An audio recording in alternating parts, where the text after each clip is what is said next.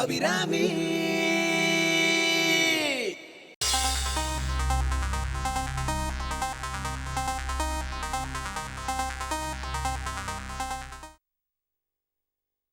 அம்மா அந்த பட்டா ஏற்கனவே கவர்மெண்ட்ல பேசிட்டேன்.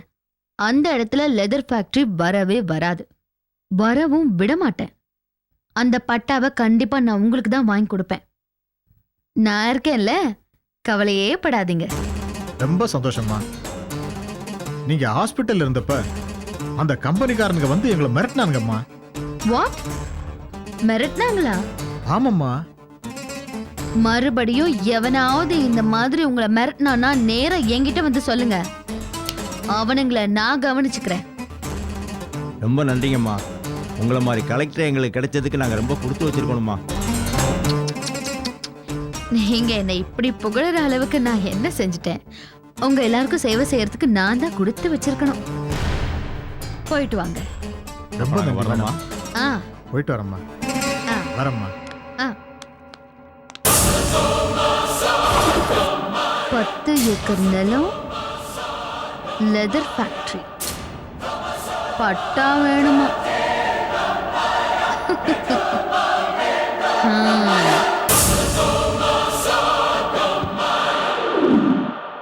பாவண்டி சுப்பு கஷ்டம்னா என்னன்னு தெரியாம வளர்ந்துட்டான்.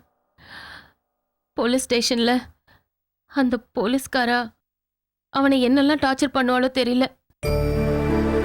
அவன் அங்க இருக்கிற ஒவ்வொரு நிமிஷமும் என் மனசு கிடந்து தவிச்சுட்டு இருக்கு. அந்த மாதிரி எல்லாம் எதுவும் ஆவாதுக்கா, நீங்க தைரியமா இருங்கோ. அந்த ஏசி ஆத்துக்கு போயிட்டு வந்ததுல இருந்து நேக்கு இருந்த தைரியம் நம்பிக்கை எல்லாமே போயிடுது. அந்த ஆள் பேசுறத பார்த்தா இந்த பிரச்சனையை சாக்கா வச்சு சுபுவை பழி வாங்கிடுவாரோன்னு நேக்கு பயமா இருக்கு. அக்கா, அந்த ஆள் ஒரு நல்ல போலீஸ்காரரும் இல்ல, ஒரு நல்ல மனுஷனும் இல்ல. ஏன் விஷயத்திலேயே எவ்வளவு மோசமா நடந்துக்கிட்டாருன்னு உங்களுக்கே நல்லா தெரியும். அவர்கிட்ட நியாயத்தை எதிர்பார்த்து போறது நம்ம தப்புக்கா. சந்தியா கிட்ட நீங்க தனியா பேசியிருந்தா ஒருவேளை அவ மனசு இறங்கியிருப்பாங்க. அடி போடி பைத்தியக்காரி, இந்த கேஸை வாபஸ் வாங்க கூடாதுங்கிறதுல அந்த ஆளை விட இவதான் ரொம்ப ஸ்ட்ராங்கா இருக்கா. சுப்பு தண்டனையை அனுபவிச்சே ஆகணும்னு ஆவேசமா கத்துறா. நேக்கு வந்த கோவத்துக்கு அவ கழுத்தை நெரிச்சு கொன்னுடலான்னு தான் இருந்தேன். ஆனா நம்ம சுப்புவை நினைச்சுதான் அமைதியாயிட்டேன். அத்திம்பேருக்கு கமிஷனர் ஆபீஸ்ல யாரையோ தெரியும்னு சொல்லிட்டு இருந்தாளே, அவரை கேட்டு பாருங்கக்கா. இல்ல விஜி, அது ரொம்ப ரிஸ்க் ஆயிடும். நம்ம பணிவா போய் கேட்டதுக்கே அந்த தேவராஜ் எவ்வளவு கோவப்பட்டான். இன்னும் கமிஷனர் வரைக்கும் போனா அவ்வளவுதான், அவன் கோவம் இன்னும் அதிகமாயிடும். ஏற்கனவே ஸ்ட்ராங்கா இருக்கிற அந்த கேஸை இன்னும் ஸ்ட்ராங் ஆக்கிடுவான். நாம எந்த ஸ்டெப் எடுத்தாலும் அது சுபுவை தான் பாதிக்கும். லாயரை கன்சல்ட் பண்ணிட்டு அதுக்கப்புறம் தான் என்ன செய்யறதுன்னு முடிவு பண்ணணும். அக்கா, நேக்கு ஒரு யோசனை தோன்றது, சொல்லட்டா?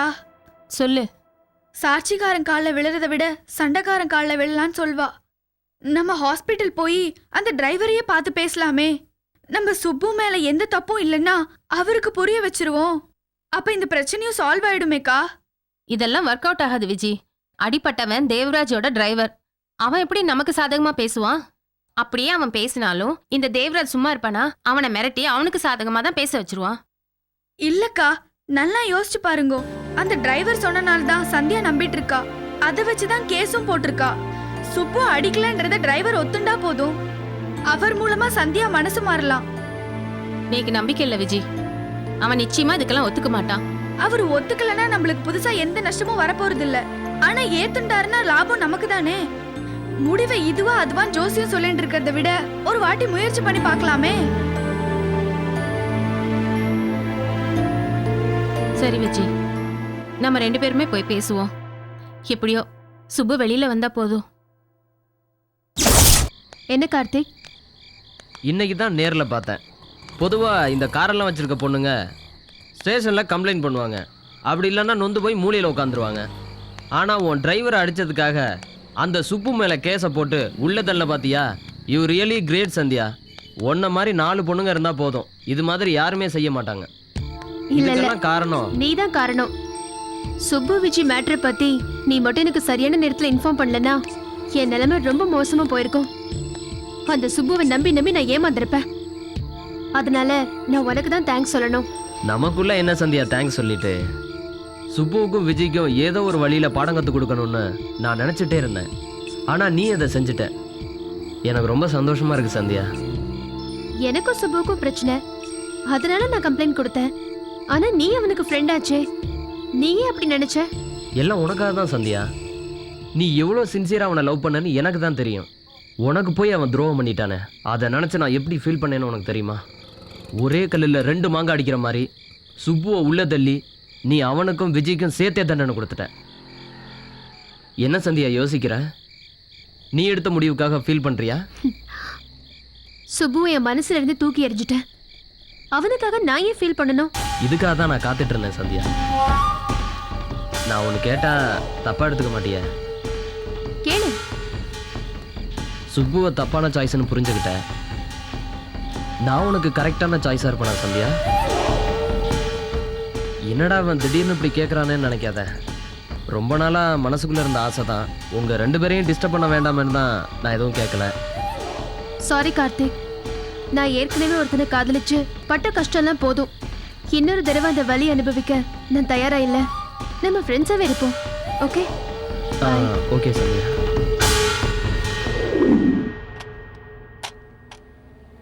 இதெல்லாம் எடுத்து பெட்டிக்கில் வச்சிரு. தாத்தா டீ குடிச்சிட்டு உனக்கும் டீ வாங்கிட்டு வர்றேன். வந்ததுக்கப்புறம் 2 பேரும் சர்ச்சுக்கு போயிட்டு வருவோம். சரிதானா?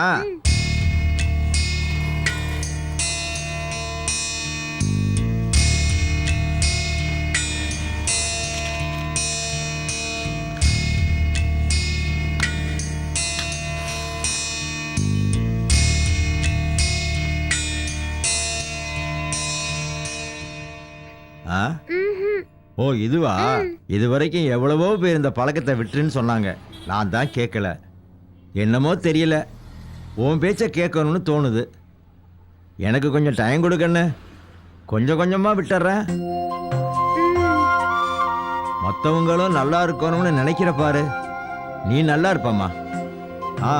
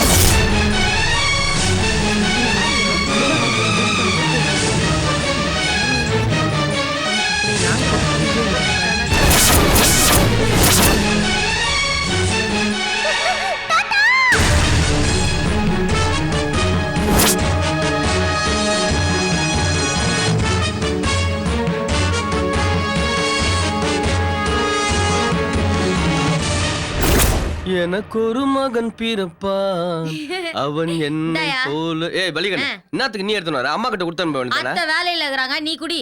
சரி சரி. டா ரொம்ப ஆடாதே பையனுக்கு வலி. சரோஜாமா, சரோஜாமா, என்ன வேலை? உங்க அம்மாங்க வாங்க அது உட்காருங்க. வந்து வா வரதா. நான் ஒண்ணும் வீட்டுல உட்காந்து விருந்து சாப்பிடுறதுக்கு வரல. 2 வாரமா நீ அசலும் கொடுக்கல, வட்டியும் கொடுக்கல. என் பசங்க வந்து கேட்டா இங்க வா அங்க வான்னு இழுத்து அடிக்கிற. ஏமா எங்களுக்கு வேற வேலையே இல்லையா? இந்த பணத்தை வசூல் பண்றதுக்கு நாயா பையன் நான் அலையணுமா? நீ கேட்ட உடனே பணத்தை எடுத்து கொடுத்ததுக்கு நீ காட்டுற நன்றி இதானா? கோச்சுக்காத வரதா. என் குடும்பத்துல என்ன நடந்ததுன்னு உனக்கு தான் தெரியுமே. என்ன வேலைக்கு இப்படி ஆயிப்போச்சு. இப்படி நடக்கணும்னு நான் நினைக்கவே இல்லை. ஆஸ்பத்திரி மருந்துன்னு நிறைய செலவாயிடுச்சு. இதை பாரு, வேலுவை ஆஸ்பத்திரியிலேருந்து நேற்று தான் இட்டாந்துக்கினேன். இந்த 2 நாளாக தான் நானும் வேலைக்கு போய் நிற்கிறேன். எப்படியாவது இன்னும் கொஞ்ச நாளில் பணத்தை கொடுத்துட்றேன். தயவு செஞ்சு பொறுத்துக்க வரதா. இங்க பாருமா, வாரம் வாரம் உன் சொந்த கதை சோக கதையை கேட்டுட்டு போறதுக்கு நான் ஒண்ணு இழிச்ச வாயம் கிடையாது. இப்பவே 2 வாரம் பணத்தை சேர்த்து கட்டு, இல்ல நடக்கிறதே வேற. என்னென்ன இப்படிலாம் பேசுறீங்க? இன்னும் கொஞ்ச நாள் நானும் சவாரிக்கு போக ஆரம்பிச்சிருவேன். அடுத்த வாரத்துலேருந்து நான் ரெகுலராக பணம் கொடுக்க ஆரம்பிச்சிருவேண்ணே. நம்ம எல்லாம் ஒரே ஏரியாவில் இருக்கோம். எங்கள் குடும்பம் எப்படின்னு இத்தனை வருஷமா நீங்களும் பார்த்துட்டு தானே இருக்கீங்க. எங்க மேல உங்களுக்கு நம்பிக்கை இல்லையாண்ணே? ஏய், இப்படி ஹரிச்சந்திரா மாதிரி கதை விட்டவெல்லாம் ராத்திரியோட ராத்திரியா கம்பினிட்ட கதை நிறைய இருக்கு. வேற யாராச்சும் இருந்தா வாரமே ரோட்டுக்கு இழுத்திருப்பேன். ஏதோ தெரிஞ்சவங்களாச்சே, உனக்கு வேற அடிபட்டிருக்கேன்னு தான் 2 வாரம் டைம் கொடுத்தேன். இதுக்கு மேல என்னால டைம் கொடுக்க முடியாது. அண்ணே, எங்க நிலைமை கொஞ்சம் புரிஞ்சுக்கோங்கண்ணே. பணத்தை நாங்கள் கையில வச்சுட்டு முடியாதுன்னு சொல்லணே. இனிமே தானே பணத்துக்கு ஏற்பாடு பண்ணணும். யோ, நிறுத்தியா? சொன்ன தேதிக்கு கரெக்டா பணம் கொடுக்க வக்கு இல்ல. இப்ப காரணத்தை மட்டும் நீட்டி முழங்கிட்டு இருக்க. ஏமா, பணத்தை கொடுக்கறப்ப என் கண்டிஷனை சொல்லிதானே கொடுத்தேன். அப்ப தலையை ஆட்டிட்டு இப்ப முடியாதுன்னா என்னமா அர்த்தம்? கொடுத்த வார்த்தையை காப்பாத்த முடியலனா நீ எல்லாம் ஏமா சோத்துல உப்பு போட்டு சாப்பிடுற? அண்ணே, அளந்து பேசுன. என்னடா உண்மையை சொன்னா கோவம் பொத்துட்டு வருதா? டேய், கடன் வாங்கின உனக்கே இவ்வளவு கோவம் வருதுன்னா கடன் கொடுத்த எனக்கு எவ்வளவு கோவம் வரும்? ஒழுங்கா கேக்குறப்பவே என் பணத்தை கொடுத்து என்ன அனுப்பி வச்சிருங்க, இல்ல அசிங்கமாயிடும். யோ, என்னையா பண்ணுவா? என்ன வேலு, கொஞ்சம் பேசாம இரு. வரதா, இரு வர.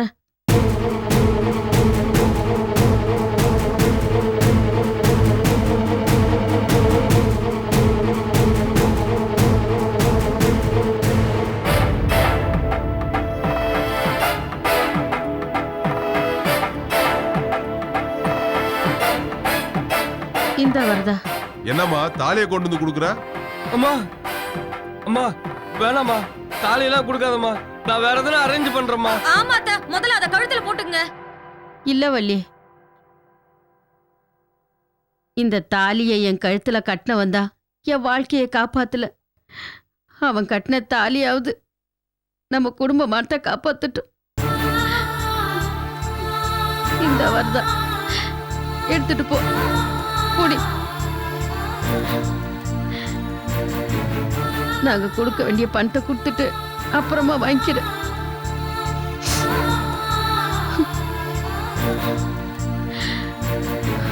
என்னத்த இப்படி பண்ணிட்ட? ஏம்மா, உன் தாலி கையில் இருக்கிற தங்கத்தை கூட என்னால காப்பாற்ற முடியலையம்மா. என்ன நினைச்சா எனக்கே ரொம்ப கேவலமா இருக்குப்பா. இந்த பாரு, நீ அழுவ கூடாது. நம்ம நிலைமை அப்படிக்குது, நம்ம என்ன பண்ண முடியும்? டேய் வேலை, உடம்புல தங்க இருக்கிறது முக்கியம் இல்லடா. தாலிங்கிற பேர்ல ஒரு கயிறு இருந்தா போதும். 2 பேரும் இத பத்தி எதுவுமே பேசக்கூடாது. போ, போய் வேலையை பாரு போ.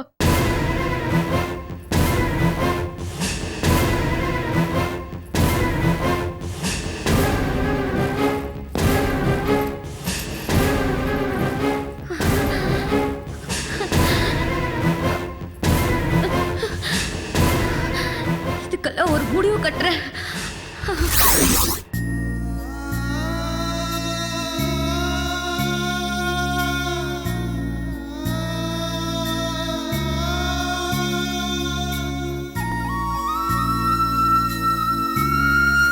அத்தி, நீ தெரிஞ்சுதான் பண்றியா இல்ல தெரியாம பண்றியா?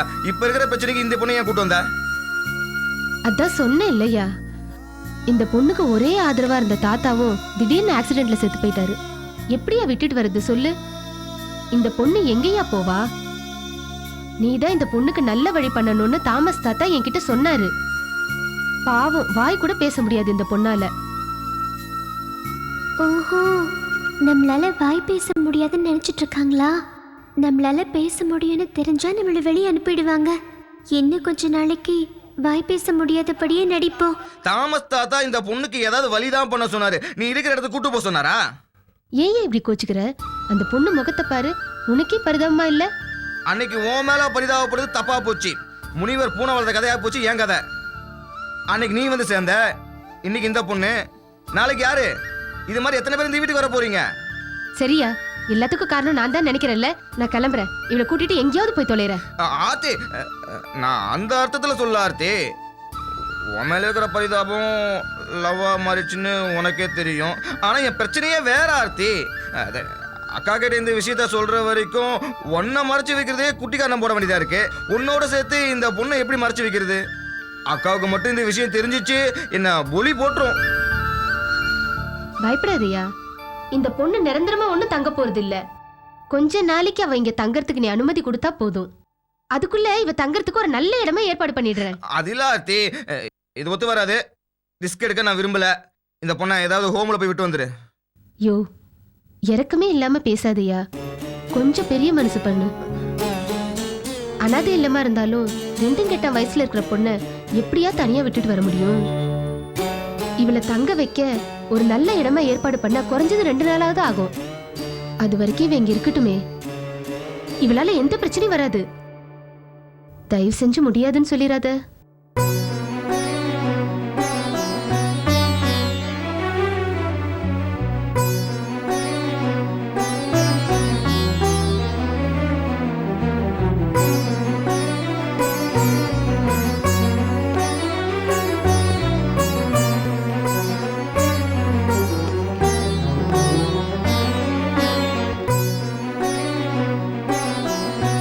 ஆர்த்தி, இந்த பொண்ணை பார்த்தா பாவமா இருக்கு.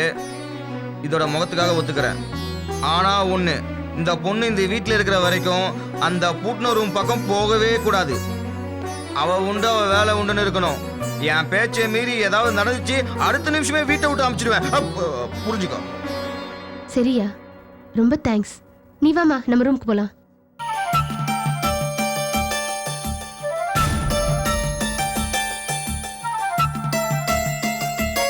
வழக்கமா கடையில தான் ஒன்று வாங்கினா ஒன்று ஃப்ரீன்னு வாங்க.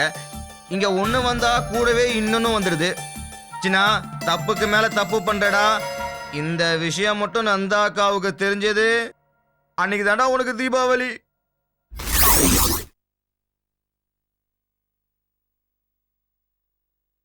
தம்பி,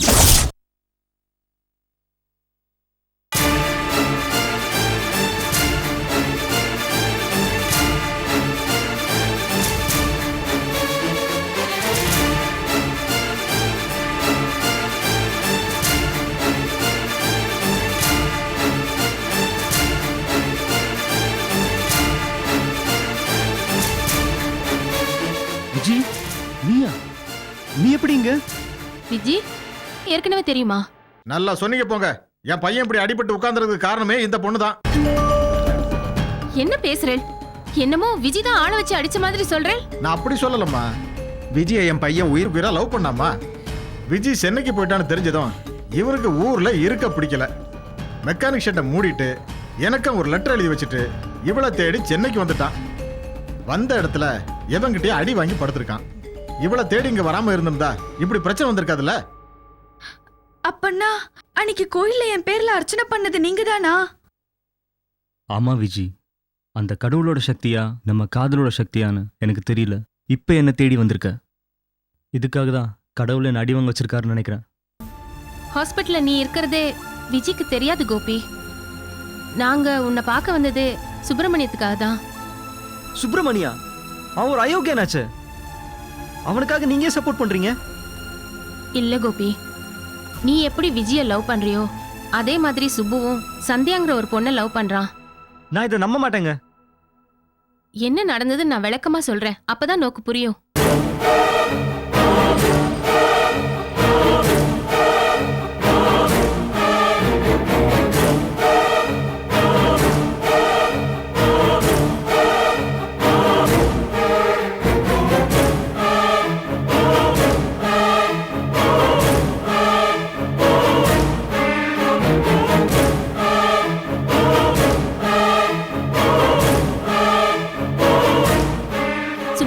தப்பும் இல்லைன்னு இப்போது நோக்கு புரியுறதா கோபி? உன்னை ஆள் வச்சு அடிச்சதுக்கும் சுபுவுக்கும் எந்த சம்பந்தமும் இல்ல. தயவு செஞ்சு சந்தியா கிட்ட எப்படியாவது பேசி சுபுவை வெளியே கொண்டு வரதுக்கு ஏதாவது பண்ணு. முடியாது. யார் சிபாரிசு பண்ணாலும் நான் கம்ப்ளைண்ட வாபஸ் வாங்குறதா இல்ல. சந்தியா, நான் உங்ககிட்ட பேச வேண்டியது எதுவும் இல்ல. நான் பேச வேண்டியதெல்லாம் இவகிட்ட தான். உன் லவரை காப்பாத்துறதுக்காக நீ ஹாஸ்பிட்டல் வரைக்கும் வருவேன்னு எதிர்பார்க்கவே இல்ல. உண்மையிலேயே நீ பெரிய ஆள் தாண்டி. ஏன் லவ்வரா? நீங்க என்ன சொல்றேன்னு எனக்கு புரியல. ஏய், ஒண்ணு புரியாத மாதிரி நடிக்காதடி. என்ன காதலிச்சுட்டு இருந்த சுப்புவ நீ பூ பக்கமா இழுத்துட்டல. இப்பெல்லாம் உன் பின்னாலதான் பைத்தியம் மாதிரி சுத்திட்டு இருக்கா.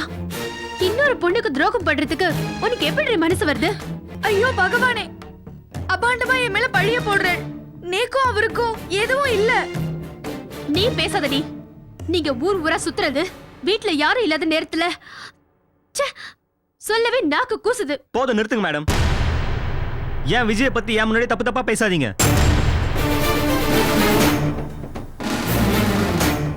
அவளை சொன்னா உனக்கு எங்க கோபி கோவம் வருது?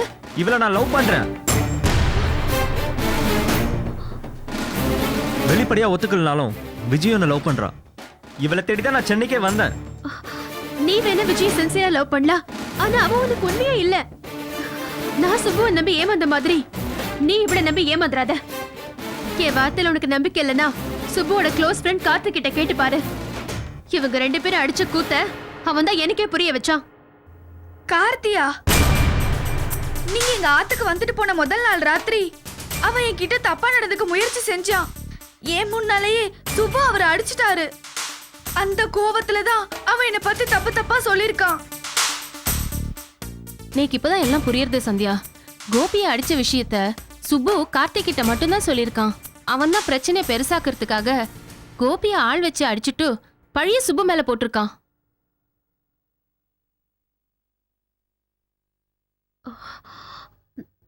அக்கா வாங்க போலாம். எங்க கூப்பிடுற சந்தியா? நான் சொல்றேன், நீங்க வாங்க. விஜய் உடம்ப பாத்துக்கோங்க. இது பாரு, கடவுளோட பிராப்தம் இருந்தா நீயும் விஜயும் கண்டிப்பா ஒண்ணு சேருவேன். இந்த விஷயமா இவ தோப்பனார்கிட்ட நான் பேசுறேன். தைரியமா இரு. வரோங்க, வா. ரவிசங்கர் சார், நான் சும்மா பில்டப் கொடுக்கறதுக்காக பேசுறேன்னு நினைக்காதீங்க.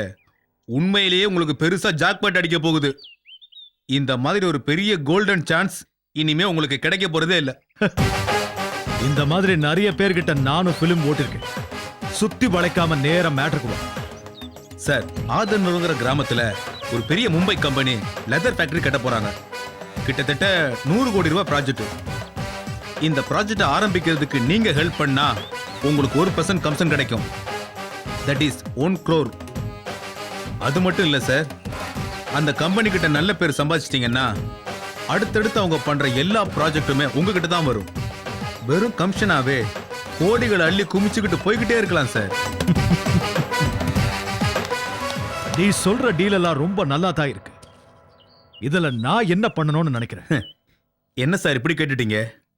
உங்க ஒய்ஃப் கலெக்டரா இருக்கிறாங்களே, அந்த காஞ்சிபுரம் மாவட்டத்துல தான் இந்த லெதர் ஃபேக்டரி வரப்போகுது. அந்த ஏரியாவில் இருக்கிற ஜனங்க கொஞ்சம் பிரச்சனை பண்ணிட்டு இருக்காங்க. உங்க ஒய்ஃப் மட்டும் மனசு வச்சாங்கன்னா போதும், ஃபேக்டரி வர்றதுல எந்த பிரச்சனையும் இருக்காது.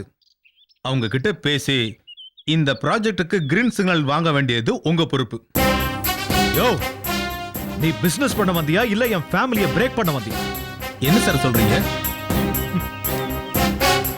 என் வைஃபை பத்தி சரியா தெரியாம வந்து பேசிக்கிட்டு இருக்க.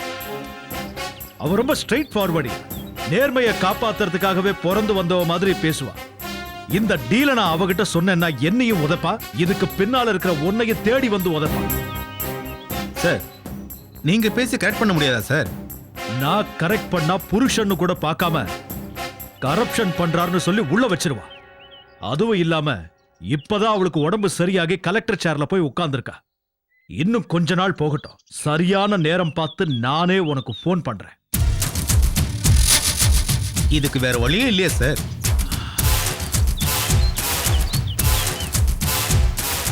பொறுமையா இருக்கிறது தான் ஒரே வழி. கவனிச்சியா? கவனிச்சு சார்.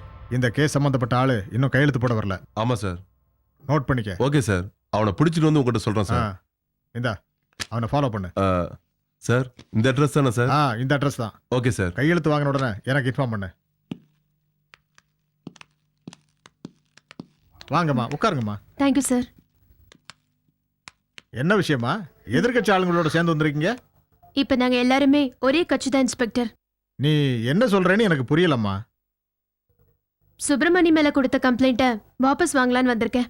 ஏமா திடீர்னு இந்த முடிவுக்கு வந்திருக்க? கம்ப்ளைண்ட்டை வாபஸ் வாங்க சொல்லி இவங்க யாராவது உன்னை மிரட்டினாங்களா? சொல்லு, இப்பவே உள்ள தூக்கி போட்டுறேன்.